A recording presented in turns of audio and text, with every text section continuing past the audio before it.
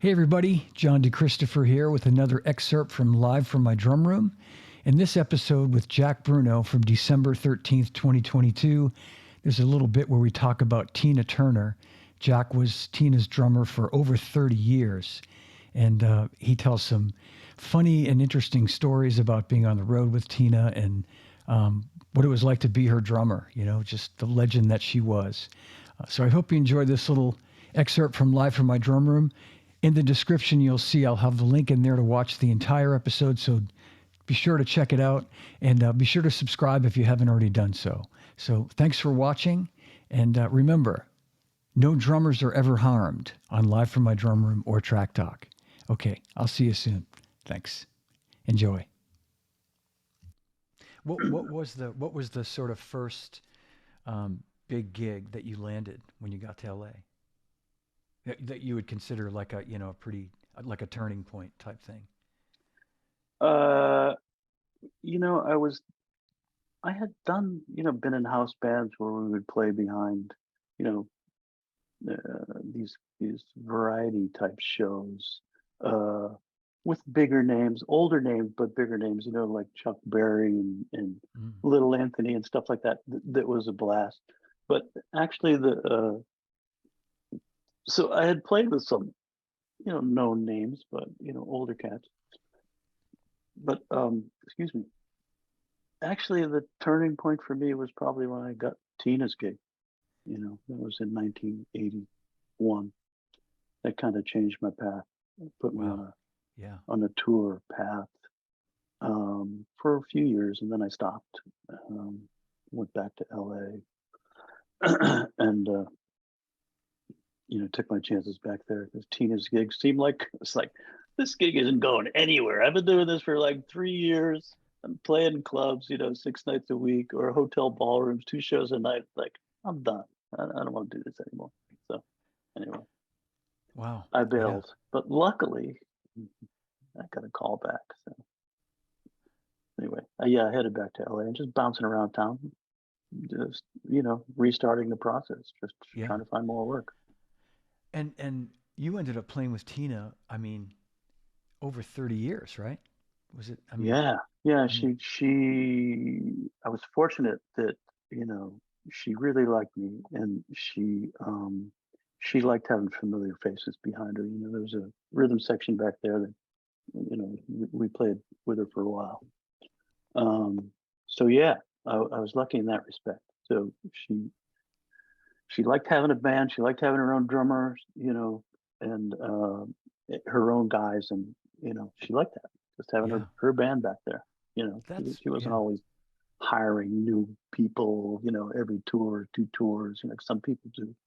Right. Uh, so it worked out. It was great. Nice to have a gig that long. I don't know if that happens anymore, but I sure don't was think it nice. does, Jack. Yeah, I was going to say that is so huge, and I think about that, and I wasn't sure how far back you went with Tina because I know the last time I saw you with her was probably uh, the sort of early mid 2000s or something like that, and I knew you had the gig for a long time at that point, um, but I think the but last, yeah, what was the yeah, the last? last tour we did was 07, 08 or 08, 09. I can't remember now.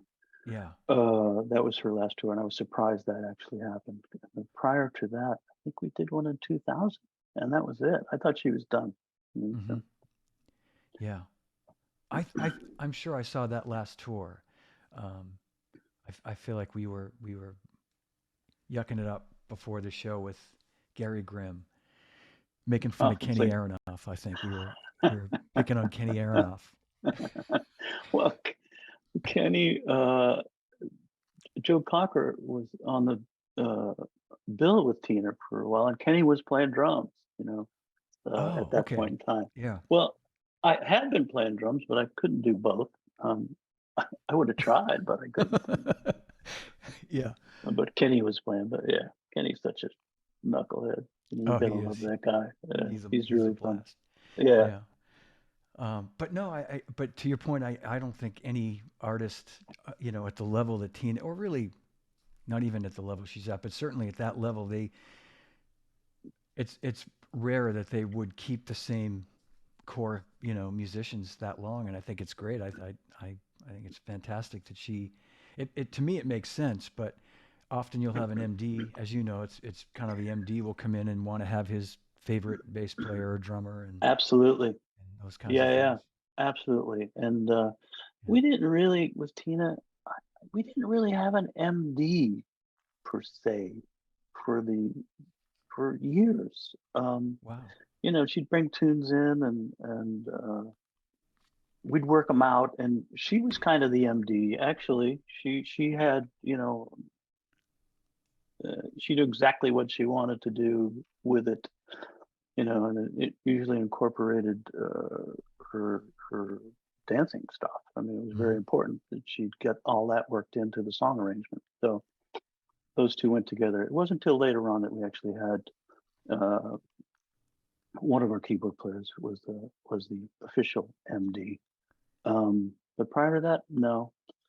We had a guitar player who started the gig when I did, a guy named James Ralston, and who was sort of, I guess you could kind of call him an MD. I think he was more of an interpreter for Tina, because she didn't speak in musical terms. She just, she would Yeah. try and get her ideas across, and usually Jim would understand, what she was, Yeah. trying to accomplish, and would Yeah. tell us.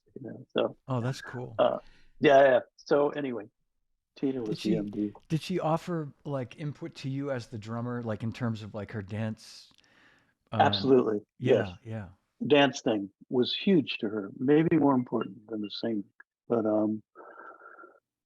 sorry, somebody, I'm getting phone ringing in my earphones. Oh, Uh, yes, there were holdover fills from Ike and Tina days that she wanted to hear when they were doing certain dance steps. So she would ask me to do these rolls around the toms and yeah, in you know at certain points of tunes. Not just rolls around the toms, but fills. She always wanted a flam too.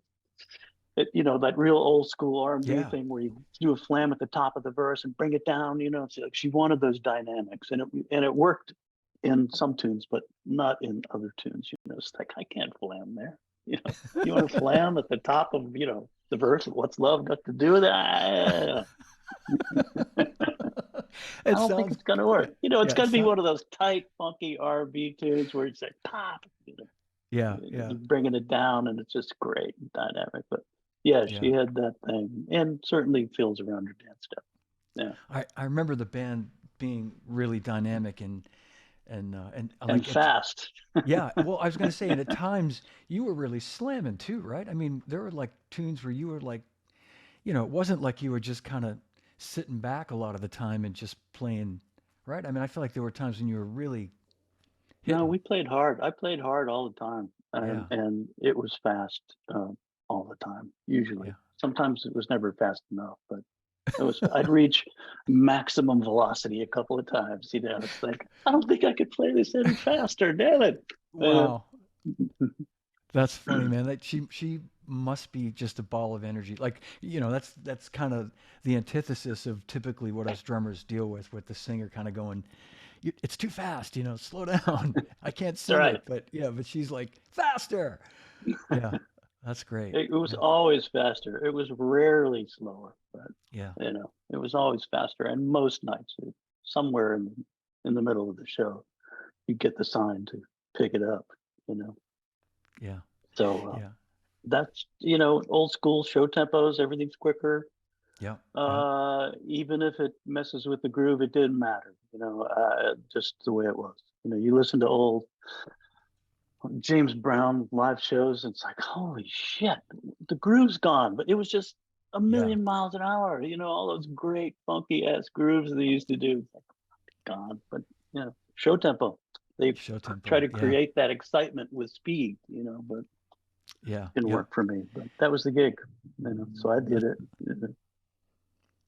yeah. That's what she wanted. She was, It- yeah, made her Yeah, comfortable. exactly. Yeah.